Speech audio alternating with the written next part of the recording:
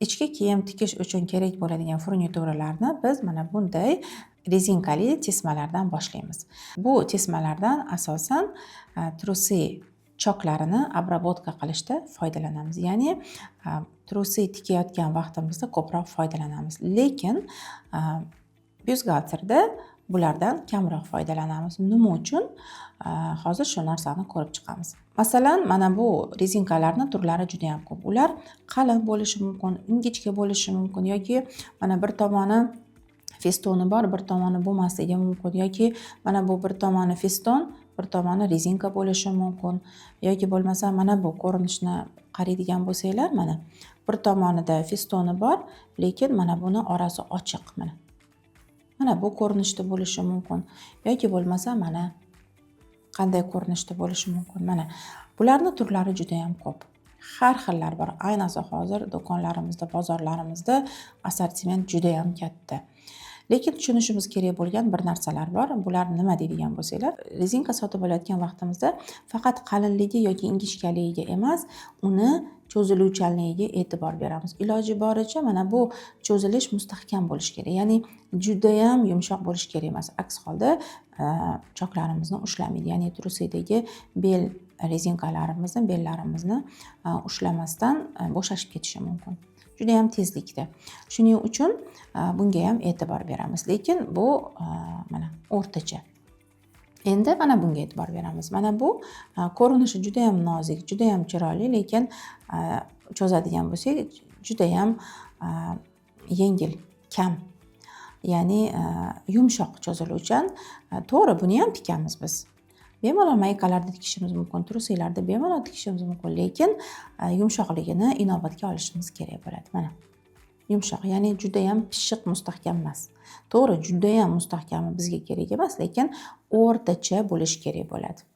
Mana bu, bunisi ham. Bu ham mana ko'rishingiz mumkin. Ko'rinishidan qalin, mustahkamga o'xshaydi, lekin cho'zib ko'radigan bo'lsam, bundan sal baquvvatroq. Lekin mana bundan ko'ra mustahkamroq. Va bunda mana ko'rib turgan bo'lsanglar, biroz o'zidan chiqqan gullari bor.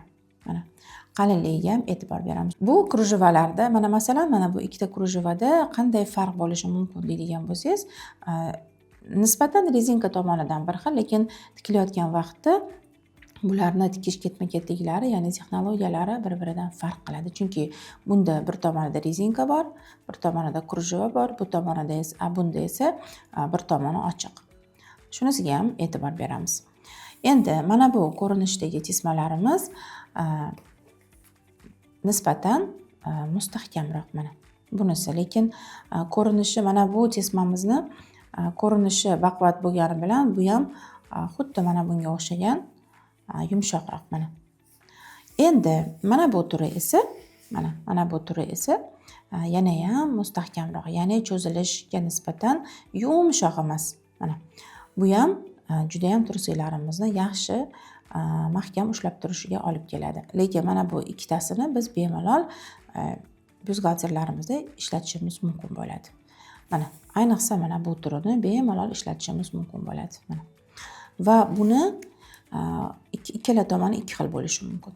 Mana bu tomoni sal silliqroq, mana bu tomoni ozgina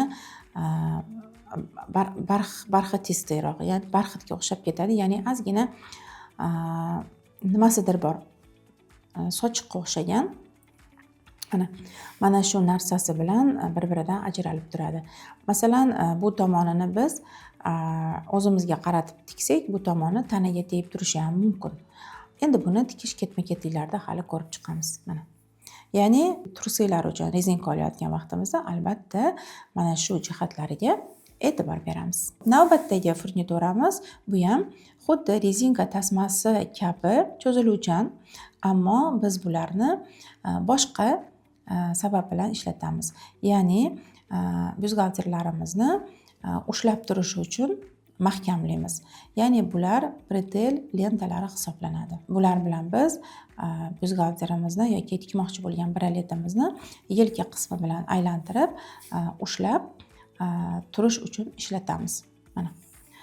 Ularning ham ko'rinishlari har xil bo'ladi va ust tomoni bilan orqa tomoni ikki xil bo'ladi.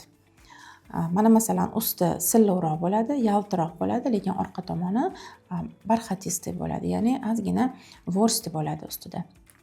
Mana bu ustini biz ko'rinib turadigan tomoni qiladigan bo'lsak, usti, mana bu tomoni esa tanamizga tegib turadigan tomoni bo'ladi. Mana. Va bu bretellarimizni rezinkadan nima farqi bor deydigan bo'lsanglar, mana hozir ko'rib chiqamiz, mana. Nima farqi bor deydigan bo'lsanglar, bu mana bu tismamiz cho'ziladi mana. Yaxshigina cho'zilishi mumkin. Mana men hozir qo'yaman deb mana cho'zaman mana. Qanchagacha cho'ziladi. Lekin bretel lentalarimiz esa cho'zilish miqdori qayerdadir to'xtaydi. Ya'ni bemalol cho'zilmaydi. Mana masalan hozir buni cho'zadigan bo'lsa, mana ko'rishingiz mumkin, mana to'xtadi, bo'ldi, qattiq. Shuning uchun biz bundan byustgальterda ko'kragimizni ushlab turish uchun yelka bilan aylantirishda ishlatamiz. Mana buni ham har xil ko'rinishdagilari bor. Va bu bretellarni biz tikar ekanmiz, bunga o'zini regulyatorlari bo'ladi. Ya'ni har xil ko'rinishdagi regulyatorlari bo'ladi. Bu bretel lentalarimizga mana bunday regulyatorlar kerak bo'ladi. Bu regulyatorlarni biz har xil nomlar bilan atashimiz mumkin. Masalan, mana bu bizda koltso, ya'ni uzuk deb atalsa, mana bu bizda regulyator deb ataladi mana. Bu bilan biz mana bu bretelimizni kichraytirishimiz yoki kattaytirishimiz mumkin. Mana shu narsalarda ishlatiladi va bular plastiklari bo'ladi, temirliklari bo'ladi. Albatta, temirligi mustahkamroq hisoblanadi nisbatan mana bunga qaraganda. Ishki kiyimni taqilmalaridan yana bir asosiysi bu mana bu ko'rinishdagi petli va kuruchoklari hisoblanadi. Mana bu tayyor ko'rinishdagi taqilma bo'ladigan bo'lsa, mana bu esa rulondagi, ya'ni metraj sotiladigan taqilmalar hisoblanadi. Mana bularni ham ranglari har xil bo'ladi. Mana har xil rangdagisini topishingiz mumkin va albatta buni hali tikish jarayonlarida yana bu haqida batafsil gaplashamiz.